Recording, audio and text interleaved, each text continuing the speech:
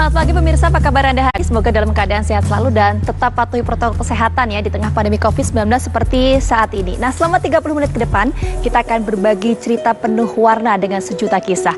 Apa saja cerita kita hari ini? Bersama saya Gina Vita, inilah cerita kita. Nah pemirsa, tahun 2020 ini masker memang menjadi kebutuhan terpenting dan juga aksesoris ya. Karena terutama ketika pandemi COVID-19 seperti saat ini. Sehingga banyak sekali berbagai macam jenis masker yang bermunculan. Mulai masker rumahan sampai masker mewah berlapis emas. Nah seperti apa tuh kira-kira? Kita lihat informasinya berikut ini. Wah, jadi masker ini tidak hanya kebutuhan tapi juga bisa menjadi peluang usaha ya pemirsa ya. Nah, bicara soal pandemi COVID-19 pemirsa, memang pandemi COVID-19 membuat banyak orang ini tidak bisa melakukan komunikasi secara langsung, yaitu biasanya melalui chat. Nah, ketika chatting lewat ponsel atau komputer, ada kalanya kata-kata ini tidak cukup ya, supaya ekspresi makin seru. Nah, itu gunanya emoji, dari muka senyum sampai gambar makanan ada di situ. Tapi tahu nggak pemirsa, koleksi emoji awalnya belum selengkap sekarang. Belum mewakili semua penggunanya dari sisi ras, etnis, dan juga keyakinan. Baru 2-3 tahun lalu mulai ada emoji wanita berhijab dan emoji orang-orang dari beragam warna kulit. Ya pemirsa, kita harus jeda dulu sejenak. Saat lagi kita akan hadirkan informasi mengenai kisah inspiratif dari seorang anak untuk berbakti kepada orang tuanya. Usai jeda kami kembali hadir.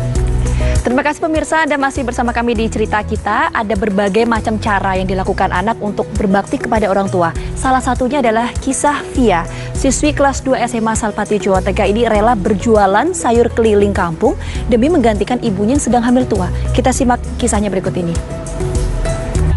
Ya, luar biasa sekali pemirsa ya, kisah inspiratif yang kemudian ditunjukkan oleh sosok Via. Nah, tidak hanya Via saja pemirsa, kalau kita bicara soal sosok inspiratif, karena ada seorang pemuda di Bekasi, Jawa Barat, ia mendonasikan sisa hasil usahanya untuk memproduksi alat pelindung diri atau APD. Bahkan APD hasil produksinya ia menyumbang cuma-cuma ke rumah sakit pemerintah dan juga swasta di Bekasi. Ya pemirsa, dari sosok Boni kita bisa belajar bahwa jaga jarak antara manusia di tengah pandemi COVID-19 memang wajib. Tapi jangan berjarak terhadap rasa kemanusiaan. Usai jeda kita akan lihat bagaimana kemudian wisata trekking menikmati keindahan alam sekaligus berolahraga sambil mematuhi protokol kesehatan. Informasinya usai jeda. Anda masih bersama kami di Cerita Kita pemirsa. Di masa pandemi COVID-19 seperti saat ini kita sering berpikir-pikir ya, atau bisa dikatakan galau lah. Mau keluar rumah tapi takut, mau berdiam diri di rumah tapi kok bosan. Nah ini ada pilihan atau alternatif untuk rekreasi bagi Anda di alam terbuka sehingga ventilasi bebas dan juga tetap menerapkan protokol kesehatan. Nah pemirsa, wisata alam bisa menjadi salah satu alternatif bagi Anda untuk berekreasi tapi tetap patuhi protokol kesehatan ya, dan juga jaga kesehatan selalu. Dan akhir kata, saya Gina Vita pamit undur diri.